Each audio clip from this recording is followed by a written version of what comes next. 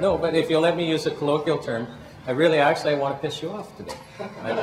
I want to evoke, but I'm being very serious because many of you are asleep. In fact, probably everyone in this room, to some degree or another, is absolutely asleep. We are in a multi-decade process of having our freedoms restricted, not just in the area of natural health, but in almost every area of our lives. We're in this multi-decade process where our freedoms are being restricted. And if you lose your freedoms, by definition, you're being enslaved. By definition, you are being enslaved. And I would not be exaggerating if I said to you, it's almost like, imagine the state putting shackles on your arms, shackles on your legs. We are losing freedom. There's no way around it. When I talk to people who haven't heard me lecture, I like to use the seatbelt example. And I like that example for several reasons. The first is many people in this room, like myself, will remember when you didn't have to wear a seatbelt. When I started driving, you didn't have to wear a seatbelt. You could go through a police check stop without your seatbelt on and wave. You wouldn't get punished. But every province in Canada has criminalized a behavior that we were once free to do.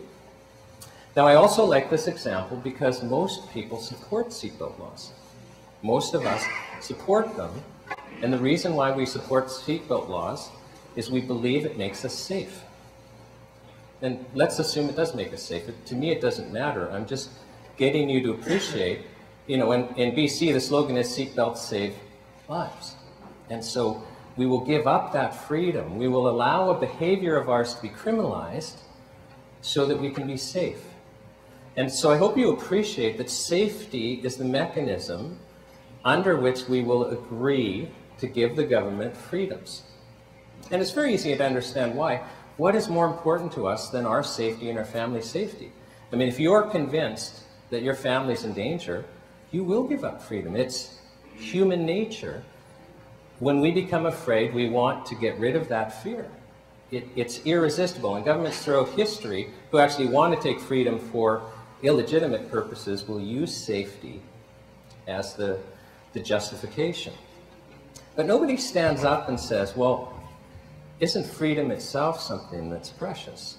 Isn't freedom something that we should cherish? Isn't freedom something that we should sacrifice, only in exceptional circumstances? It's a good question to ask. I think it was Benjamin Franklin that has been attributed with the phrase that goes something like, those who will trade their freedom for safety aren't going to have either. I mean, they're not going to have either freedom or safety.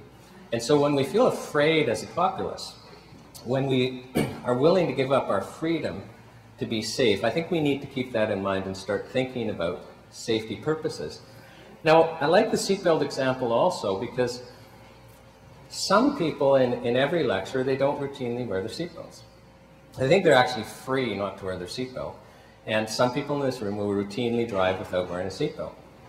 But I know it to be true, and correct me if I'm wrong, every single person in this room, myself included, if we're driving up to a police roadblock, we're going to put our seatbelt on.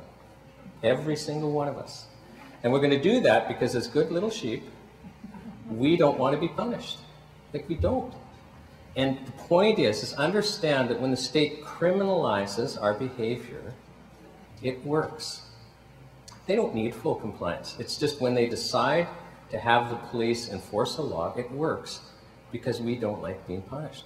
We will toe the line. Well, now let's move this freedom discussion into the area of natural health.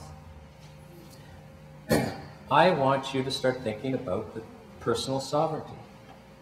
And when I say personal sovereignty, I'm talking about your right to decide what happens to your body. I mean, every one of us in this room, we're going to die. I didn't recognize any gods here today. We're mortal. We're all going to die. And along the way, we're going to suffer terribly. Some of us are going to have cancer and heart disease, arthritis. Some are going to be in bad accidents.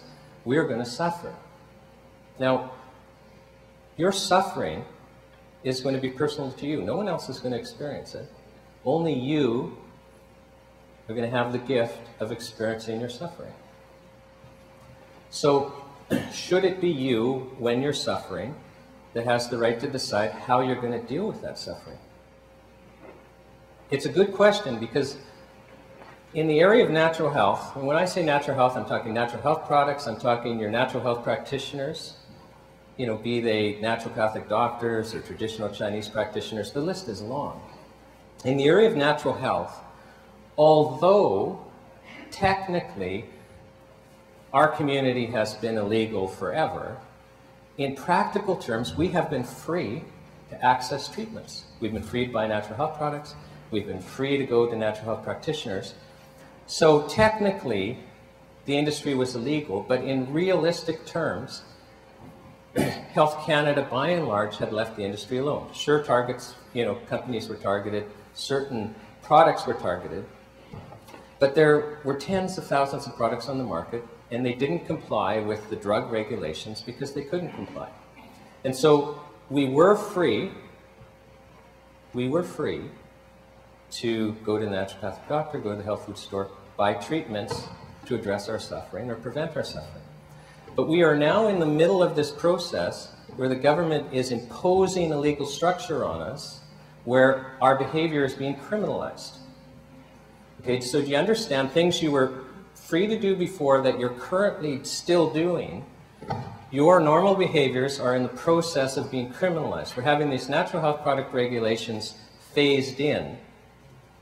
They clearly apply to natural health products, so Health Canada isn't going to leave them alone.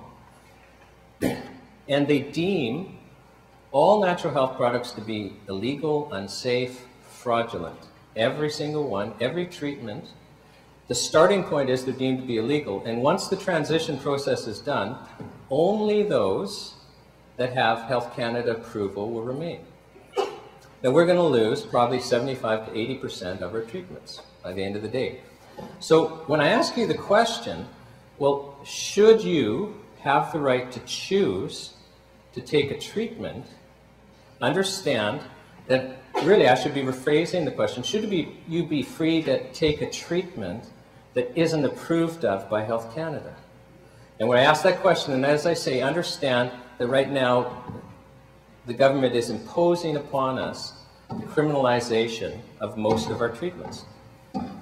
Now, just so you know, and I don't know what's causing the static.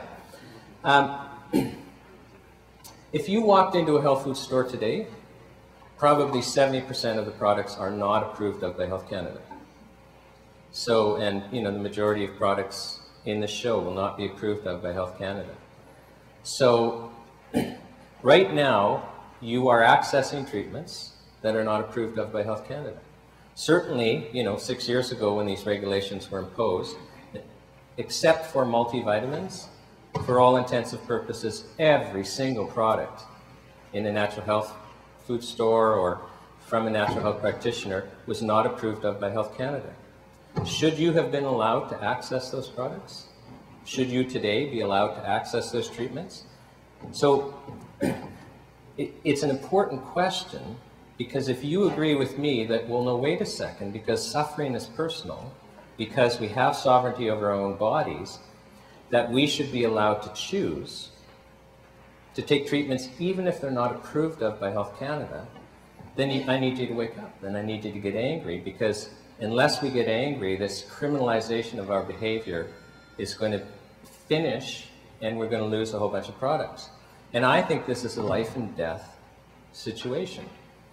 One of my favorite examples is to use Empower Plus, made by True Hope. Some of you will know of the product. I see some nodding, but for those of you who don't, Empower Plus is a vitamin and mineral supplement, but it's made and marketed to treat some very serious mental health conditions, primarily bipolar disorder and major depressive disorder. Now, out of every single natural health product in the world, I might be correct if I say it's got more peer-reviewed published research behind it than any other single product. I mean, it has research behind it. But there was a time where there was no research behind it. It started in Canada, so it was developed by two Albertans, and you know, the first people that experimented on it, they were Canadians. And let me bait you by saying they were desperate. And I'm baiting you because when I say desperate, some people will think, well, wait a second. It's actually desperate people that we need to protect from experimental treatments, things that aren't proven, right? Because desperate people, they're